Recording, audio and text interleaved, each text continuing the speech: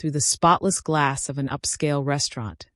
A broken man stood frozen on scorching pavement, staring at a life he'd destroyed with his own hands. His clothes were worn out. His skin was burnt dark by endless sun. And the woman sitting inside, laughing over chocolate cake with her father, was the wife he'd thrown away like garbage. She looked up. Their eyes met. And in that moment, he understood that some mistakes don't just cost you everything. They cost you forever.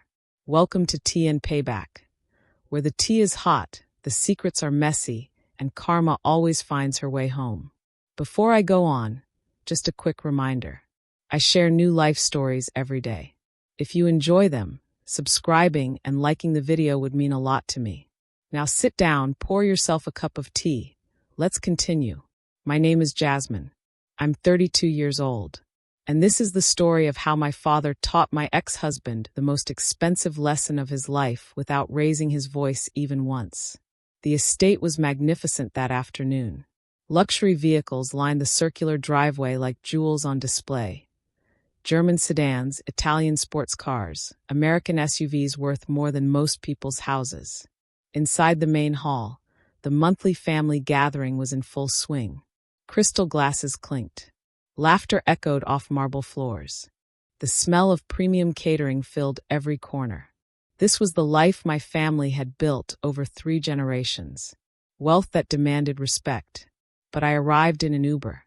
I paid the driver in crumpled bills because his card reader wasn't working. Then I ran through light rain toward the entrance, using my purse as an umbrella. My dress got damp. My shoes collected mud. And when I finally pushed through those heavy doors, every conversation in that grand hall stopped cold. Dozens of eyes turned toward me. Aunts, uncles, cousins, all of them dressed in designer everything, wondering why Thaddeus King's only daughter looked like she'd just stepped off public transportation. Because I had. My father sat at the head of the main table. His expression didn't change, but I saw his eyes take inventory. The wet hem of my dress, the exhaustion I couldn't hide, the shame burning in my cheeks. He set down his fork with deliberate care. The small sound seemed to fill the entire room. And then his gaze shifted to my husband. Darius was still eating. He hadn't stood when I entered, hadn't pulled out my chair, hadn't even looked up from his Wagyu steak. He just kept chewing, completely comfortable in his expensive silk shirt and flashy gold watch, playing the successful son-in-law at a table bought by someone else's money. My father cleared his throat softly. Silence crashed down like a physical weight. His voice was calm when he spoke, almost gentle. He asked why I'd arrived late, why I looked soaked, and where exactly was the brand new Mercedes S-Class he'd given me for my birthday just last week. Had it broken down? Was that why his daughter had been forced to take a rideshare in bad weather? I opened my mouth, closed it. I'd spent 3 years protecting my husband's image, covering his mistakes, making excuses for behavior that ground my self-respect into dust. Even now, standing there dripping rainwater onto expensive tile, I wanted to lie for him. But Darius didn't give me the chance. He swallowed his food and answered for me, loud enough for everyone to hear. He said the Mercedes was with his mother now. She needed it more. After all, his mother had a reputation to maintain at her church social club, and she couldn't be seen driving around in anything less than luxury. He added that I only went to the office anyway, and I dressed simply, so taking an Uber was more practical, more convenient. I didn't need to worry about parking. He said this like it made perfect sense. Like the car my father had personally chosen for me was community property he could redistribute at will. The room went even quieter. I heard someone's sharp intake of breath, saw my aunt's hand freeze halfway to her wine glass. My father's business associates, sitting near the windows, exchanged loaded glances. They all understood what Darius apparently didn't. You don't disrespect a gift from Thaddeus King. And you definitely don't disrespect his daughter. I lowered my head. My hands twisted in my lap. The shame wasn't about arriving in an Uber. It was about my husband advertising his stupidity like it was something to be proud of. But my father didn't explode. He just smiled. a small smile that never reached his eyes. He nodded slowly and said he understood now. Said he appreciated the honesty. His tone was so neutral, so accepting, that Darius actually looked pleased. My husband probably thought he'd won some kind of victory. Proved he was man enough to make decisions about family assets. What Darius didn't see was my father's hand moving beneath the table. Didn't see him pull out his phone and type a brief message with practiced efficiency. Didn't understand that with 5 words, my father had just activated a protocol that would strip everything away. The message sent. My father slipped his phone back into his pocket, lifted his coffee cup, took a long, satisfied sip. Then he looked at me with soft eyes that promised everything would be okay. Darius kept eating, completely unaware that he'd just signed his own execution order. Across the city, Darius's mother was having the time of her life. Victoria stood beside the gleaming Mercedes in the luxury mall's valet zone, positioning herself where maximum people could see. She'd parked crooked on purpose, made sure the hood pointed toward foot traffic. She wore clothing that screamed trying too hard. Mismatched designer logos, fake crocodile purse, so many gold rings her fingers looked like they were suffocating. 5 of her social club friends circled the car like vultures examining prey. Victoria's voice carried across the entire lobby. She explained loudly that this magnificent vehicle was a gift from her dear son. Bragged that Darius's business was booming. Said he'd paid cash, nearly $150,000, no financing, no installments. She patted the hood like it was a loyal pet. Mentioned the heated seats, the premium sound system, the executive comfort. She never once said my name. In Victoria's version of reality, her son's success had nothing to do with the wife funding his entire existence. Her friends showered her with praise that sounded sincere but had edges. They cooed about what a devoted son Darius was, how lucky Victoria was. One friend, who'd arrived in an older sedan, received a pointed comment about safety and the importance of driving something modern. Victoria absorbed the flattery like a sponge soaking up water. After 30 minutes of this performance, she finally decided to leave. Announced she had a facial appointment at her regular salon. Waved goodbye to her audience with exaggerated elegance. Then she slid into the driver's seat, straightened her spine to look taller, and pressed the start button. The car's response was immediate and devastating. Instead of the smooth purr of a luxury engine, an alarm shrieked through the cabin. Loud, sharp, deafening. The dashboard lit up completely red, every warning light flashing at once like a malfunctioning carnival ride. And then the automated voice system activated, speaking through those premium speakers Victoria had bragged about moments earlier. The voice was cold, robotic, merciless. Alert, unauthorized use detected. Security system engaged. Engine locked by administrator. It repeated, over and over. Victoria's face went pale. She jabbed the start button frantically, stomped the brake pedal, slapped the steering wheel with both palms. Nothing responded. The car was dead, an expensive coffin trapping her inside. Then the horn started blaring, regular intervals, loud enough to echo off the mall's high ceiling. Security guards turned. Shoppers stopped mid-stride, and Victoria's friends, who hadn't left yet, pulled out their phones. Not to help, to record. Victoria screamed for someone to let her out. Her voice didn't penetrate the soundproof glass. She was a fish in a bowl, thrashing while hundreds of people gathered to watch the show. The door locks had engaged automatically. She was trapped. 3 minutes passed. They felt like 3 years. Victoria's makeup ran in black streams down her cheeks. Her carefully styled hair came undone. She pounded on the windows until her hands hurt. And through it all, she could see her friends laughing, whispering, pointing. Finally, the locks released with a loud click. But Victoria's relief lasted exactly 2 seconds. Because rolling into the lobby with emergency lights spinning was a massive orange tow truck. The words King Enterprises Property Recovery were printed on both sides in letters large enough to read from across the parking structure. 2 security agents stepped out, not regular tow truck operators. These were professionals in tactical black uniforms with communication earpieces and faces that showed zero sympathy. They walked directly toward Victoria's car carrying a folder stamped with official seals. One agent tapped firmly on the driver's window. Victoria's mouth opened and closed like a landed fish.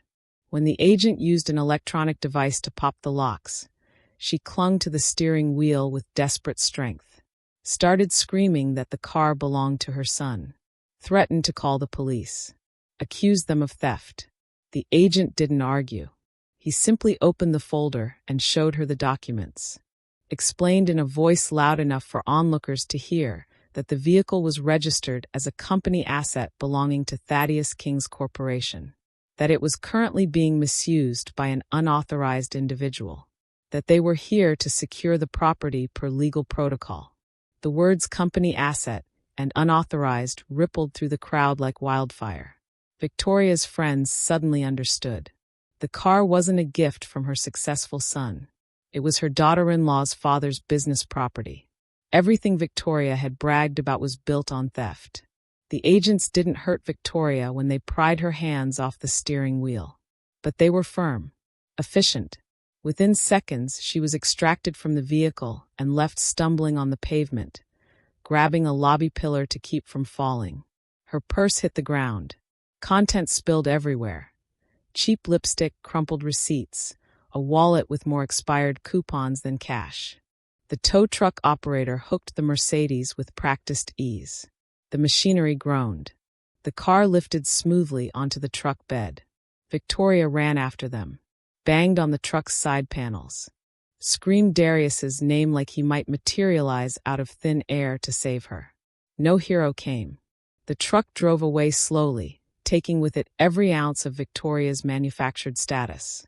She stood alone in the valet zone, hair wild, makeup destroyed, clothes disheveled. One of her friends, the woman with the older sedan Victoria had mocked, approached with a razor-blade smile. "Looks like your son's car had a business emergency," she said sweetly.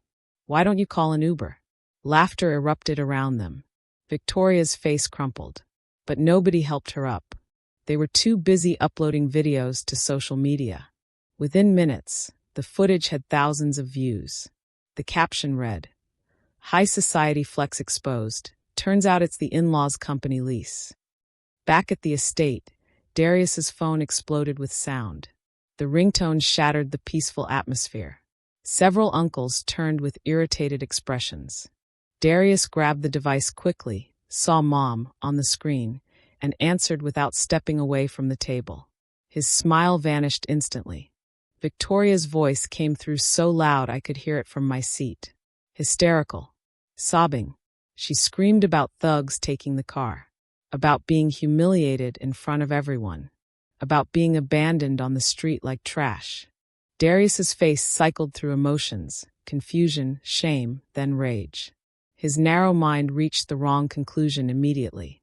He decided this was my fault, that I'd secretly called someone, that I'd orchestrated this out of spite. He threw his spoon down. The clatter made everyone jump. Then he stood so abruptly his chair screeched across marble. Darius pointed at my face and started screaming. Called me ungrateful. Accused me of humiliating his mother. Demanded to know what I'd done. His voice got louder with every word, veins bulging in his neck, spit flying from his mouth. I looked up at him, felt something inside me go very still and very cold. But before I could respond, my father's voice cut through the chaos like a blade through silk. He'd stood up, moved around the table with deliberate slowness, stopped exactly 2 steps from Darius, and looked him directly in the eyes. My father didn't shout, didn't need to. He simply raised one hand slightly. Darius's mouth snapped shut mid-word. My father's tone was conversational when he spoke. He said there was no problem with the car. Explained that it had been recovered because the current user wasn't authorized.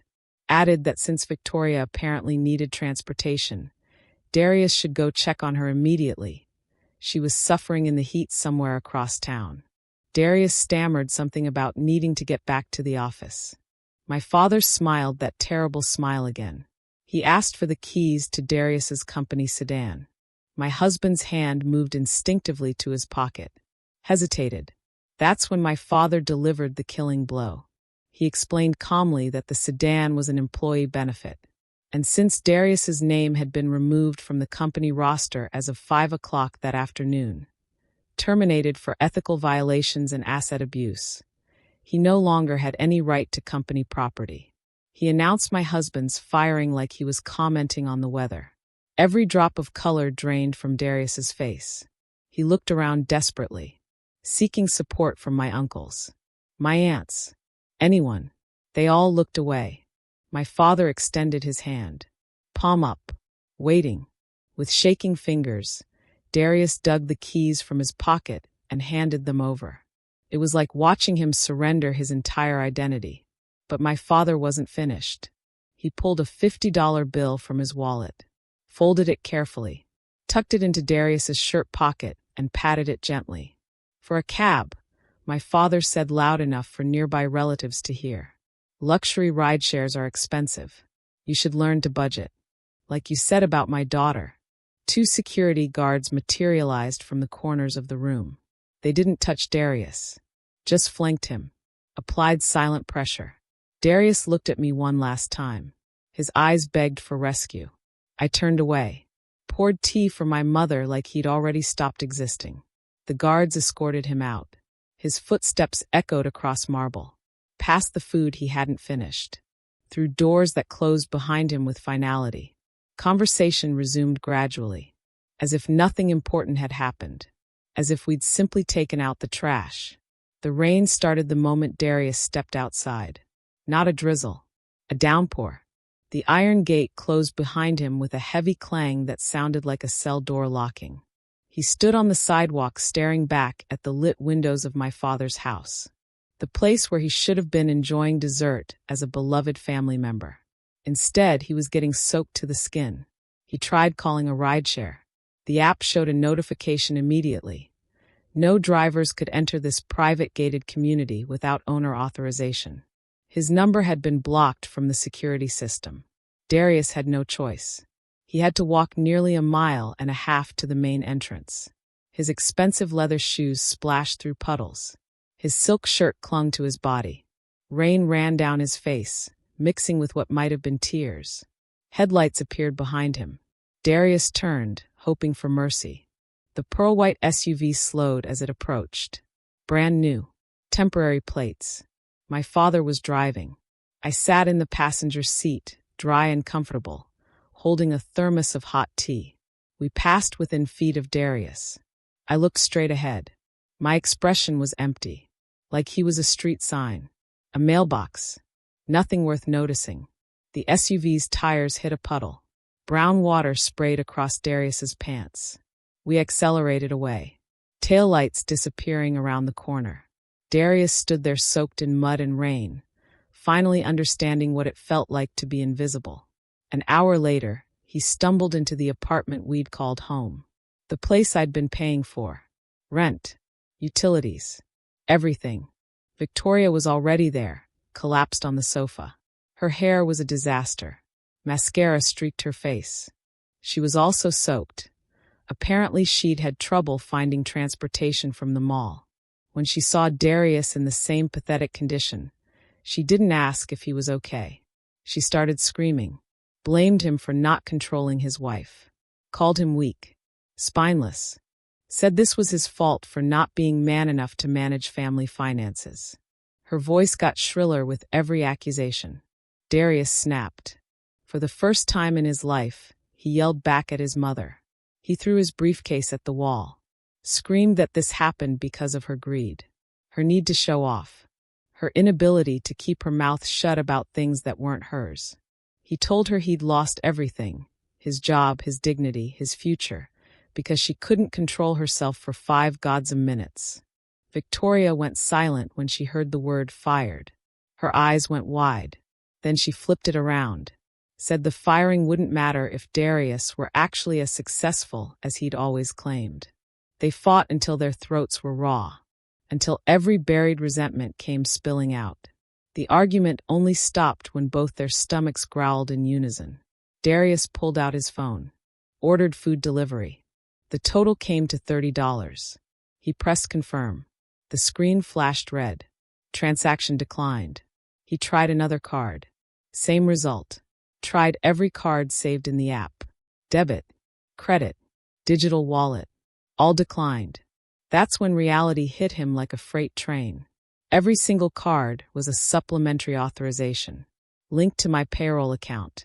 I'd been financing his entire lifestyle, and he'd just been swiping plastic without thinking. He checked his personal account, his actual salary. Balance, $150.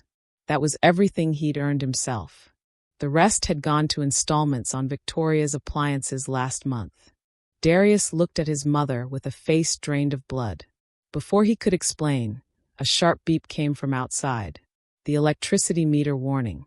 They looked at each other with rising panic. That meter had always been recharged automatically by my father's assistant, the one who managed logistics for his children. Now there was no such help. Darius fumbled for the $50 bill my father had given him. It was soggy, crumpled. Before he could even stand up to run to the corner store, everything went dark. Click. The lights died.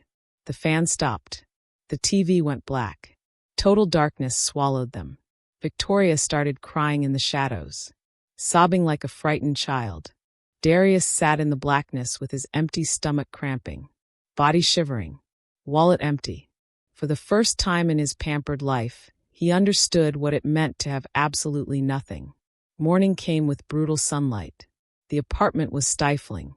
No electricity meant no AC, no fan, no relief. Darius woke up stuck to the couch with dried sweat. No breakfast waited. No coffee brewed. And because the water pump ran on electricity, nothing came out when he turned the tap.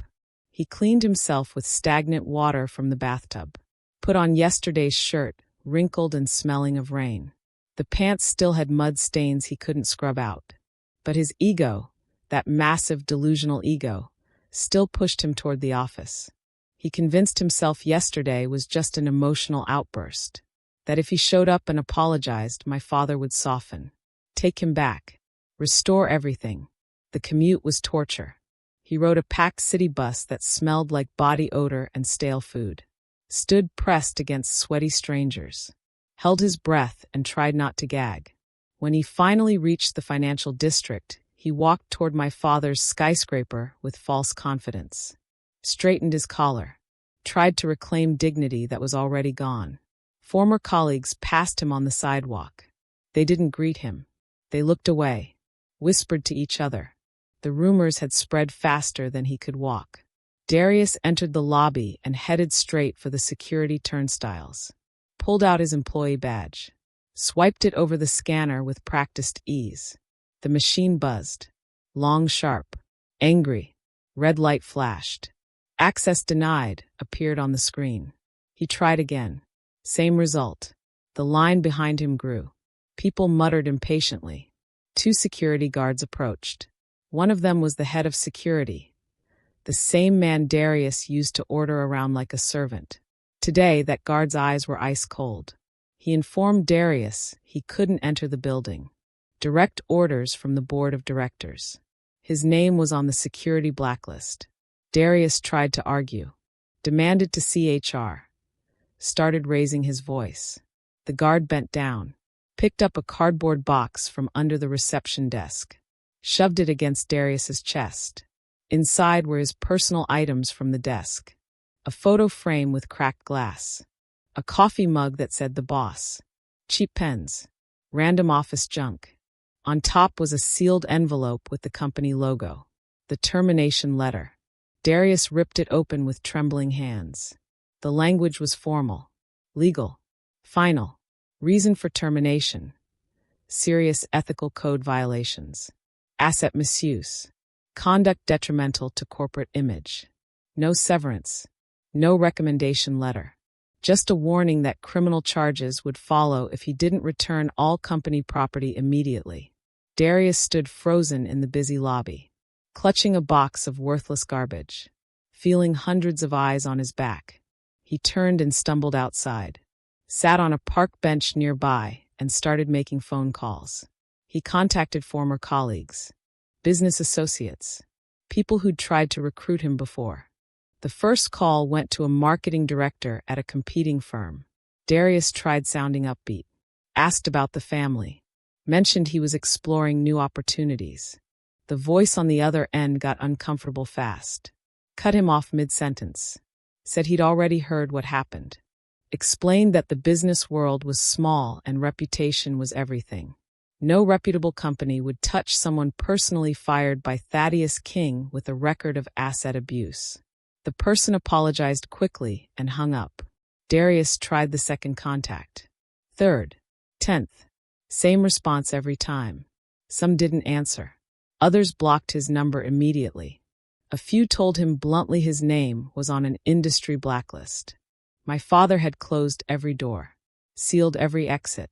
Darius sat under the cruel sun and realized he wasn't just unemployed. He was unemployable.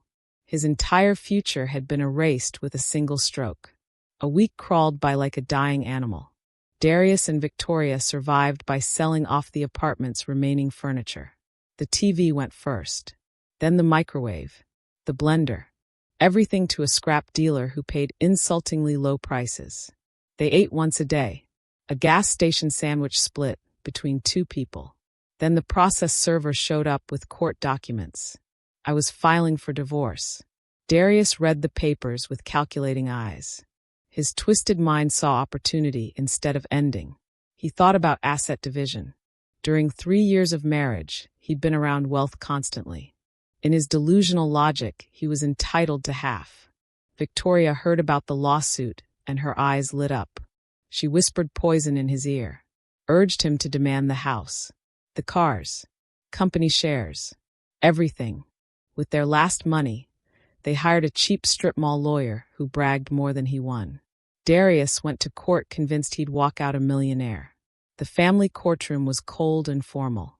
Darius wore his best remaining shirt. It hung loose on his frame. He'd lost significant weight from malnutrition, but he tried looking pitiful. Thought the judge would feel sympathy. Then I entered. I looked radiant. Navy blue dress, silk scarf, face clean and serene. An aura of quiet strength surrounded me. I wasn't alone. The best family law firm in the country flanked me. Men in expensive suits carrying leather briefcases thick with documents. The trial began with standard procedures. When discussion turned to asset division, Darius's lawyer attacked immediately. Demanded millions. Claimed Darius had contributed to managing the family business. Maintained household stability. Deserved compensation for being inhumanely expelled. Darius even cried, fake tears rolling down his cheeks. Victoria nodded enthusiastically from the audience, eyes shining with anticipated wealth. But their smiles died fast. My lead attorney stood up slowly. Middle-aged man, thick glasses, gaze like a hunting hawk. He didn't argue emotionally. He presented data. Asked the court's permission to submit evidence from a forensic financial audit covering all 3 years of marriage. He opened a massive box, pulled out stacks of bank statements, credit card bills, transfer receipts. The pile was thick as a brick. Then he started laying out facts. During the entire marriage, Darius hadn't contributed $1 single to household expenses. His meager salary went exclusively to personal luxuries and Victoria's lifestyle. Worse, my attorney demonstrated that every fancy vacation, every designer purse for Victoria, every piece of jewelry, even the renovation of Victoria's hometown house had been paid with supplementary credit cards in my name. Legally, using those funds without written authorization and outside reasonable marital expenses was classified as debt. My attorney presented a summary. Total expenditures by Darius and Victoria, over $300,000. The courtroom went silent. The judge's eyebrows shot up. He looked at Darius with sharp scrutiny. Darius went pale as death, tried stammering that the money was a gift. I finally spoke, voice soft but firm. I stated under oath I'd never authorized such amounts. that I'd often struggled to fund my own business because money kept disappearing, that I'd stayed silent wanting to save the marriage. But since Darius initiated an asset division lawsuit, I had every right to recover what was stolen. My attorney filed a counterclaim. He demanded Darius return the full amount, that assets purchased with that money be seized as compensation. The judge's gavel came down like thunder. After reviewing the irrefutable evidence, he granted my divorce petition immediately, dismissed all of Darius's asset division claims. Furthermore, the judge ruled that Darius's obligation to return illegally used funds had been proven. As guarantee, he ordered seizure of any asset in Darius's or Victoria's name proven to have been purchased with that money flow. This included the deed to Victoria's house in her hometown. The mortgage recently paid off with my credit card. It would be seized for auction. Victoria screamed, an actual shriek that echoed off courtroom walls. Her body convulsed. Eyes bulged like they might pop from her skull. She collapsed, fainted right there on the courtroom floor. Medical staff rushed in. Chaos erupted. Darius sat paralyzed. Bones turned to water. He looked at me desperately, seeking compassion in my eyes. I stood, smoothed my dress, walked toward the exit without glancing back once. Behind me, paramedics loaded Victoria onto a stretcher. Darius realized too late he'd dug his own grave. Came to get rich. Left with debt worth hundreds of thousands. Asset seizure was swift and merciless. Victoria's house, the one she'd bragged about endlessly, got a bright red sign. Seized by state. Without property to mortgage, without money to rent anything decent, they were forced onto the street. Evicted from the apartment for 2 months' unpaid rent. They ended up in a slum on the city's outskirts. A narrow alley where sunlight barely reached. Exposed brick walls with no plaster. Asbestos roof leaking everywhere. Stagnant sewage smell right outside the rotting door. No fluffy mattress. No AC. Just a thin mat on cold concrete. Every night they slept hungry. Mosquitoes feasted on them. Rats ran across the ceiling. Victoria, who'd once spent thousands on facials and designer clothes, looked unrecognizable. Her face was dull, greasy. Stress lines carved deep from malnutrition. Hair that once cost hundreds to style now hung limp, smelling musty, tied with a rubber band from a food package. No high society friends visited, only suspicious neighbors. To avoid starving, Victoria started washing clothes for those neighbors. Factory workers. People she'd once considered beneath her. Her hands, once soft, holding only porcelain teacups, became rough and cracked from cheap detergent that burned her skin. She cried in public bathrooms while scrubbing strangers' stains, lamented her fate. But her neighbors showed no sympathy. They mocked her slow work, scolded her for complaining about soap quality. Darius's situation was worse. His prestigious university degree was worthless. The stigma of being fired by Thaddeus King for asset abuse made him radioactive. Even small businesses refused him. Finally, he swallowed his pride. Accepted work as a loader at the Central Produce Market. Every night until dawn, Darius hauled 100-pound sacks of rice, vegetables, onions, from delivery trucks to merchant stalls. His back, once resting in ergonomic office chairs, was now scratched, bruised, hunched from bearing crushing weight. His skin, carefully groomed before, turned dark and greasy from sun and dirt. His feet, once in gleaming leather shoes, wore thin patched flip-flops. Walked on wet market floors full of rotting garbage. He fought with stronger porters for loading jobs. Got pushed into mud. Became the laughingstock of market workers who didn't know he was once an arrogant executive. When Darius dragged himself back to the shack with barely enough change for bologna sandwiches, home offered no peace. Just hell in a different form. Victoria blamed him for everything. Her shrill voice cursed him as a useless son. Said if he'd been smarter, kept his rich wife happy, they wouldn't be in this dump. Darius, exhausted beyond measure, stopped being the obedient son. He screamed back. Told Victoria this was karma for her arrogant mouth and ostentatious lifestyle. that her greed pushed him to corruption and lies that cost him his job, wife, and future. Their screaming matches ended with broken plastic plates, slammed doors, neighbors banging walls threatening to kick them out for nighttime noise. In that narrow, suffocating space, mother-son affection vanished completely, replaced by mutual hatred, blame, deep regret that came far too late to fix anything. They were trapped together in a pit of poverty they'd dug themselves, with no hope of ever climbing out. 5 years isn't a short time. For those who are patient and honest, time brings sweet rewards.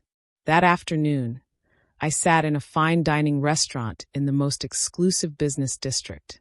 The atmosphere was cool, calm, elegant. Marble floors gleamed. Crystal chandeliers cast perfect light. The aroma of prime steaks and gourmet coffee filled climate-controlled air. Soft jazz played in the background. I sat at the best table, right next to a massive window overlooking the main street. My father sat across from me, President Thaddeus King, looking healthy and proud. My appearance had transformed. I wore modern designer clothing that fit perfectly. Silk scarf with subtle patterns. My face was clean, naturally radiant, emanating unmistakable inner peace. No trace of sadness. No mental pressure. No swollen eyes from crying. I was independent, respected, complete. Today was celebration. I'd just inaugurated the 5th branch of my fashion boutique, a brand that had become trending among young professional women. The business I'd started with my own capital and my father's strategic guidance had exploded in short time. I'd proven I could stand firm on my own feet, without anyone's shadow. My father looked at me with overflowing pride. His smile was wide and free as I talked enthusiastically about expansion plans, entering export markets in neighboring countries. We laughed together, shared chocolate cake for dessert, celebrated real victory. For my father, seeing me break free from a parasite and become a strong woman was happiness worth more than any luxury car he'd ever purchased. Amidst our warm conversation, my gaze drifted casually toward the huge window beside us. The glass, thick and soundproof, perfectly separated 2 worlds. The quiet, fragrant luxury inside, and the noisy, hot, cruel reality outside. On the sidewalk, a small altercation was happening. An illegal parking attendant in a torn orange vest was being harshly scolded by the owner of a luxury sedan. Something about a scratch from a passing motorcycle. The attendant bowed deeply, begged forgiveness with miserable, frightened gestures, clasped his hands repeatedly, pleaded not to be beaten or reported. His skin was dark, burnt by endless sun, hair messy and long, full of street dust. Body thin like someone suffering chronic malnutrition. Cheekbones protruded sharply. Eyes sunken, surrounded by dark circles. I narrowed my eyes, tried recognizing something familiar behind that ragged appearance. Then it hit me. Darius, my ex-husband, who once went everywhere impeccable in ironed shirts, elegant suits, expensive watches. Now standing on scorching asphalt without decent shoes. Taking insults and spit from a stranger for a $2 coin. My heart trembled, not from residual love, not from nostalgia, but strange pity, the kind you feel seeing a stranger suffering. My gaze drifted across the street. An old woman sat on her knees on the sidewalk, wore faded clothes and pajamas, selling small packs of tissues and masks to passers-by with a pitiful expression. Her face was covered in dust and sweat. Wrinkles had deepened dramatically, but I still recognized Victoria, the woman who'd once boasted proudly about imitation bags in malls, who'd insulted me at every social gathering, called me barren and stupid, now extending her hand on the street, hoping for compassion, begging people to buy tissues for $1. The contrast was staggering, like fate wanted to show me the final act of a play. Darius, just reprimanded by the car owner, turned his head toward the restaurant building, maybe wanting to escape the brutal sun for a moment, or maybe just wanting to see the comfortable life he could no longer touch. His eyes pierced the transparent glass, met mine directly.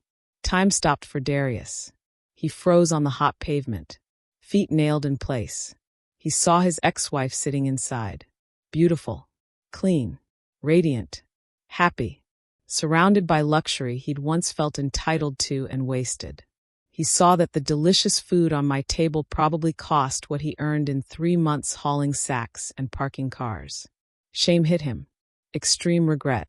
The complete collapse of ego struck his chest so hard he couldn't breathe. He saw clearly what he'd thrown overboard to follow his mother's irrational pride and greed.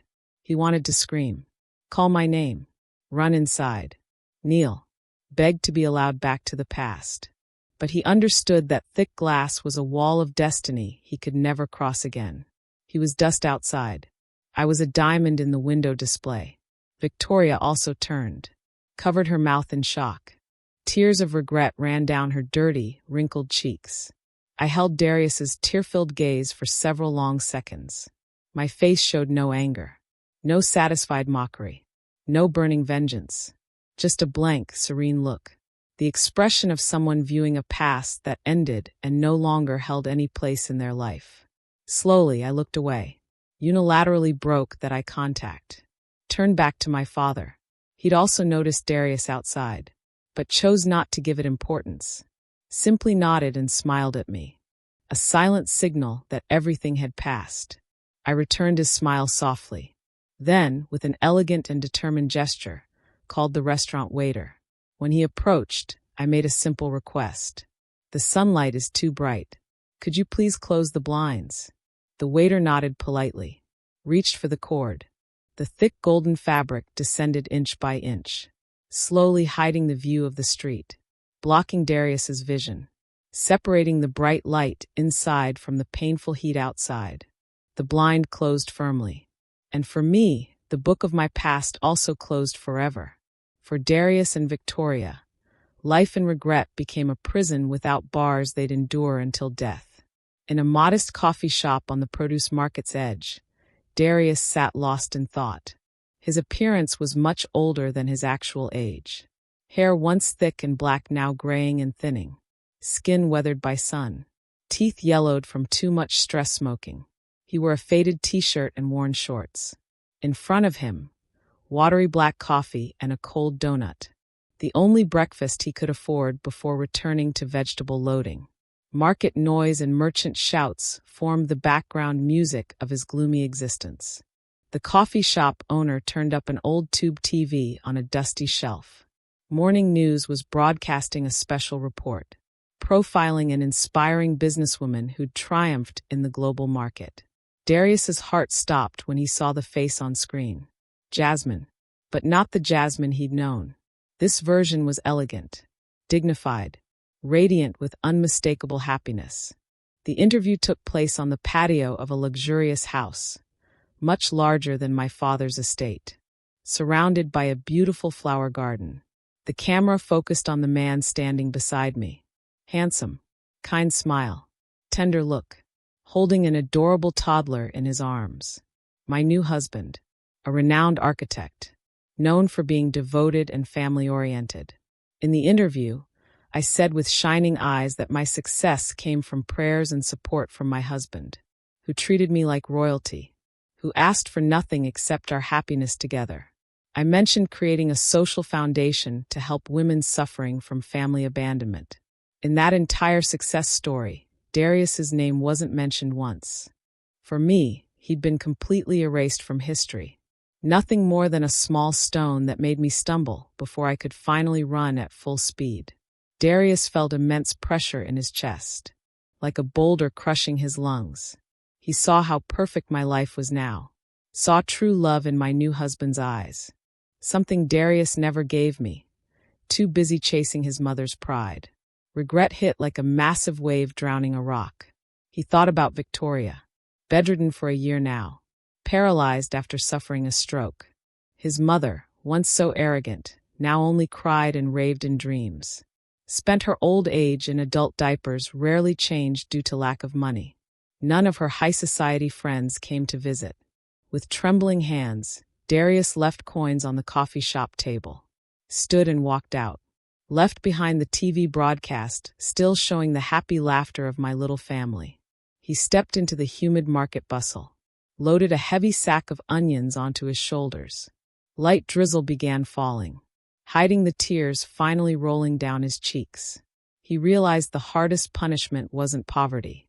It was the awareness that he'd once held a diamond in his hands, but threw it away for a stone he thought was gold. Now he had to spend the rest of his life watching someone else's happiness from afar, circling in the maze of endless regret. Some people don't lose everything because life is cruel. They lose everything because they were.